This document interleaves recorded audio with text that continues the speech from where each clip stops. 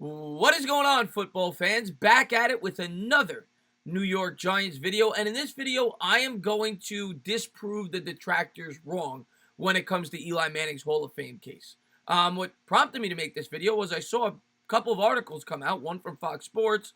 I saw Ryan Clark on ESPN say that Eli Manning never struck any fear into his heart. I've seen past articles, obviously, throughout Eli's career. Jerry Rice last year, I believe, said that he's not a Hall of Famer. But I saw an article that was written yesterday by Jason Owens of Yahoo Sports that prompted me to make this video. And I saw some of the quotes, and I disagreed with most of it, almost all of it, as to why Eli Manning is not a Hall of Famer. He has three key arguments in this article. I pointed out the quotes, and I'll jump into it, and I will rebut what he says. Now, over the course of history, in the modern-day NFL, there have been 26 quarterbacks that have been inducted into the Hall. And there's a number of them that I think Eli Manning is either better or equal to. At least 5 or 6, and I will get into all of that in this video. And some of those quarterbacks have some of the things in their career that people say are detractors for Eli Manning, yet they're in the Hall of Fame. But you never hear about it with them. So we'll get into all of it real quick. But first, we're going to go over the quotes by Jason Owens and see why he says Eli Manning is not Hall worthy. So let's jump right into it. And here's the first quote. Quantity does not equal quality. One of the most repeated cases for Manning's Hall credential to surface Tuesday pointed to his longevity. For 14 straight seasons, Manning started every game at quarterback for the Giants except for his brief one-game absence in 2017 when Ben McAdoo saw the writing on the wall and benched the declining veteran. Again, that's an impressive feat and something that should be celebrated, especially in Giant circles. But the Hall of Fame is about quality. Quantity only counts if the performance measures up. In Manning's case, it doesn't. Okay, so of course we all know Eli Manning, the Iron Man record, right, by Brett Favre. He came the closest to challenging that, in which he played over 200 straight contests and, was only stopped because he was benched for Geno Smith. That's what he's alluding to, and basically what he's saying is that's impressive in a game where people are often getting injured. A number of these quarterbacks I'm going to go over, you're going to see, did not play a lot of full seasons because of injuries. And he later, brings up Ben Roethlisberger. Ben Roethlisberger, I believe, only played 1 or 2 full seasons in his entire career because he always misses a few games due to injury. So he does say that that is an important attribute, but the quality doesn't measure up, right? He says it's not that important when measuring somebody going into the Hall of Fame if they, if they don't play like a Hall of Famer when they're on the field. And that's fair to say, I suppose. And let's jump into the next one. Numbers don't lie. Bearing more stats, Manning will finish his career as a 500 quarterback with a 116 and 116 record. And before I even continue this, I'm going to show you a few quarterbacks that have a sub-500 record or a record right around 500 that are in the Hall of Fame that he doesn't really mention in this article. But we'll jump into that. Aside from the 2 Super Bowl runs, the Giants never won another game during Manning's 15-season tenure as starter, playoff game. Compare his record to his most likened contemporary, Ben Roethlisberger, who also has a pair of Super Bowl rings. The Pittsburgh Steelers are 144, 77, and 1 behind Roethlisberger and were regular contenders and playoff participants when they weren't winning Super Bowls. Pittsburgh was always in the mix. New York usually wasn't. Well, I don't know if Jason Owens is aware of this, but football is a team game. It's a 53-man roster. It's not a one-man roster. And for the first half of Eli Manning's career, when Ernie Accorsi drafted well, when Jerry Rice drafted well for like the first 2 years he was there, the Giants were a perennial contender. From 2005 to 2011, they were either in the playoffs or right around the playoff hunt every year. I believe they finished 500 or better every year during that stretch. Maybe they had 1 year where they finished 7-9. I'm pretty sure they were 8-8 and better pretty much every season during that stretch. And then, of course, the poor drafts caught up with Eli and the New York Giants.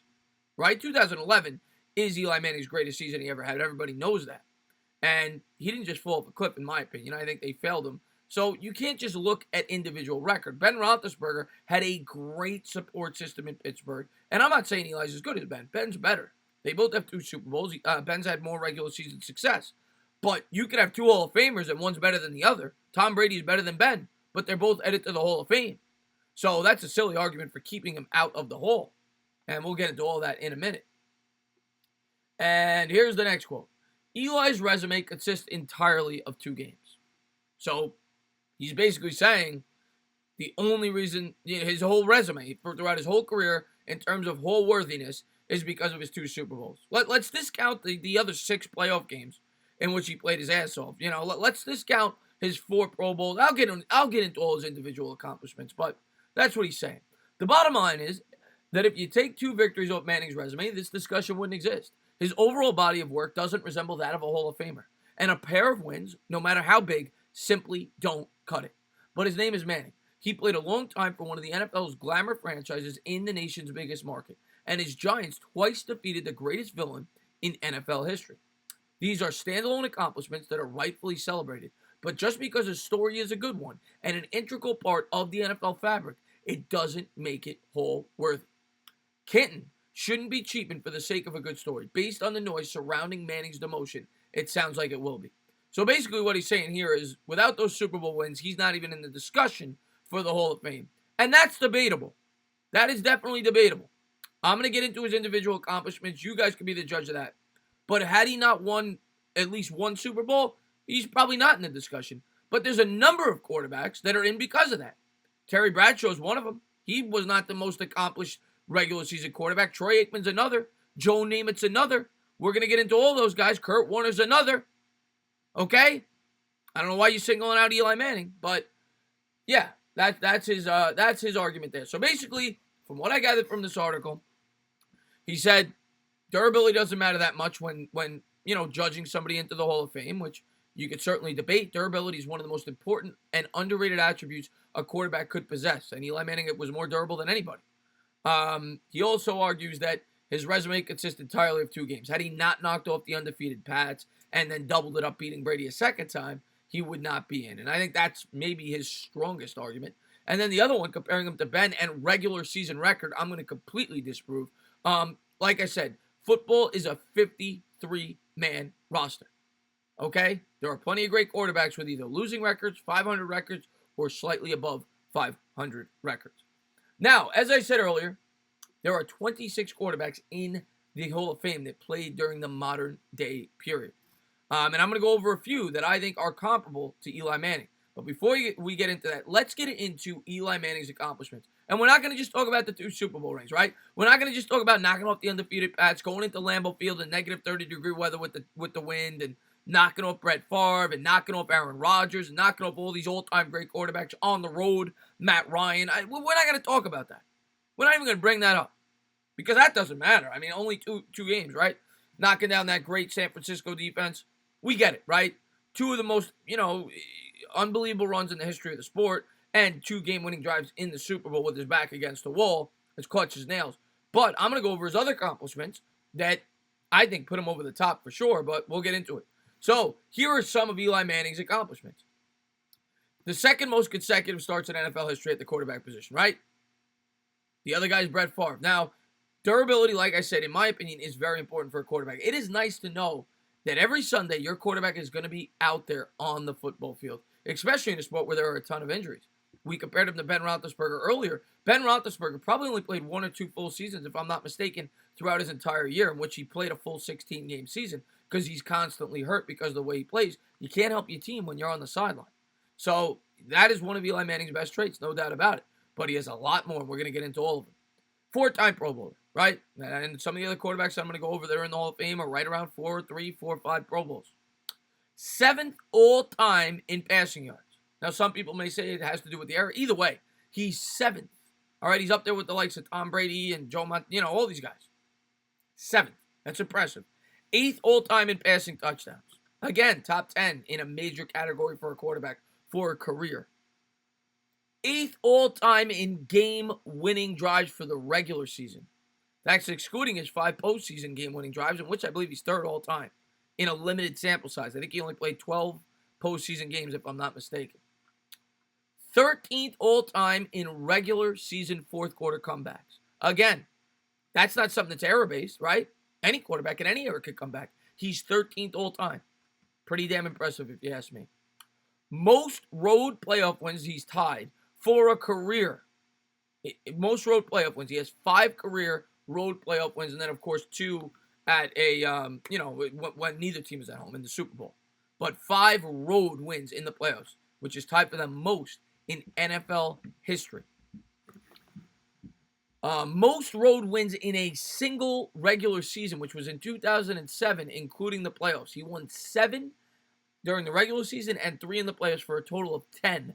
No quarterback has ever won more road games in the history of football in one season. Most fourth quarter touchdowns in a single season. In 2011, Eli Manning threw 29 touchdowns, I believe. 15 of them came in the fourth quarter. No quarterback has ever matched that in the history of the sport. And of course, a 2-time Super Bowl champion, a 2-time Super Bowl MVP, which is something he's one of 5 quarterbacks have ever accomplished that. The other names are pretty good quarterbacks, if you ask me. Bart Starr, Terry Bradshaw, Joe Montana, Tom Brady. So pretty good company there. But those are his individual accomplishments, and I'm sure I could have found a lot more, and Eli Manning was a great quarterback for the New York Giants. But now, when you compare him to the other guys that are in, I wrote down 5 names, 5 quarterbacks that I think he's comparable to that are in, that you don't really hear these arguments with these players. And I don't know why. Maybe it's because they didn't play in New York, which is another thing that Eli had to deal with, right? The hardest city to play in the entire country with the media scrutiny and everything else. Not to mention the Meadowlands, which he played for the first half of his career, is arguably the windiest stadium before it was knocked down in the NFL, which is probably part of the reason why New York quarterbacks historically don't put up good stats and why they build around the defense and the run game. But we're not even going to get into that. Kurt Warner is the first guy I'm going to go over. Kurt Warner played 11 years in the league. During that 11-year span, he played only 3 seasons in which he played a full 16-game schedule. He made 3 Pro Bowls. Impressive. 1 less than Eli. He won 1 Super Bowl. Again, 1 less than Eli. And had a stretch where he had 5 losing seasons in a 6-year span. Interesting. So half of his career he had losing seasons. Sounds like Eli. Where's the argument there with Kurt Warner? I don't hear one. Okay. Next quarterback we're going to go over. Troy Aikman of the Dallas Cowboys. And a lot of people are going to say, Troy Aikman, what are you talking about? Troy Aikman won 3 Super Bowls. He was part of that great Dallas Cowboys, regime. He's phenomenal. Well, when you look at his numbers, if you're doing this based off of numbers, Jason Owens of Yahoo Sports, Troy Aikman played 12 years in the league. In 12 years, he only threw 165 touchdowns. Eli Manning is more than double that. He only had 1 season in his entire career where he threw over 20 touchdowns. Eli Manning pretty much every year of his career threw over 20 touchdowns. And again, much like Warner, he wasn't very durable. He only played 3 full seasons in the league in which he played a full 16-game slate.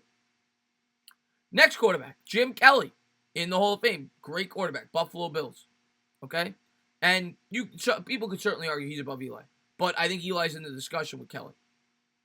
Jim Kelly is in the Hall of Fame off an 11-year career in which he made 5 Pro Bowls. 1 more than Eli Manning, and he played 4 less years. Let's be fair.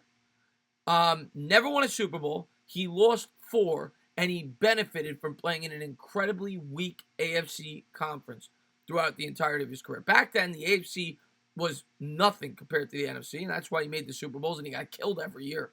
And he led the league in touchdowns once and interceptions once. And then the last guy I'm going to bring up. Actually, no, I got 2 more. All right, Dan Fouts. I just briefly mentioned Dan Fouts. Dan Fouts never really had any great postseason success, and he had a career record right around 500 at 86-84, which is the biggest bash on Eli Manning. I mean, he's 116-116. What are you talking about? Well, Dan Fouts was 2 games over 500. And then the last quarterback we're going to talk about also played in New York. And his career record was 62-63, 1 game under 500. He threw 173 touchdowns and 220 interceptions. He threw 47 more interceptions than touchdowns. His name is Joe Namath of the New York Jets.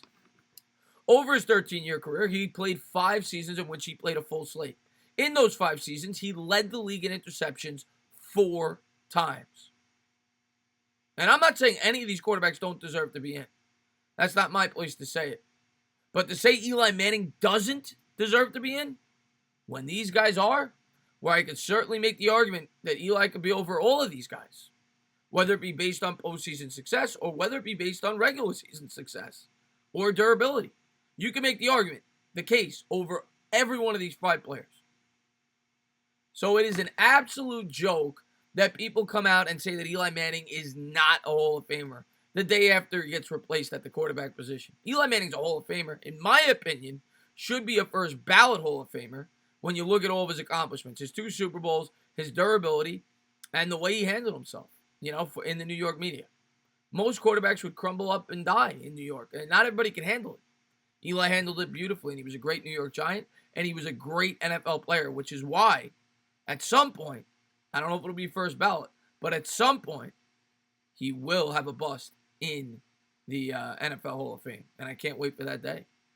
But as always, guys, if you liked what you watched, please subscribe, drop a comment, maybe give me a little thumbs up.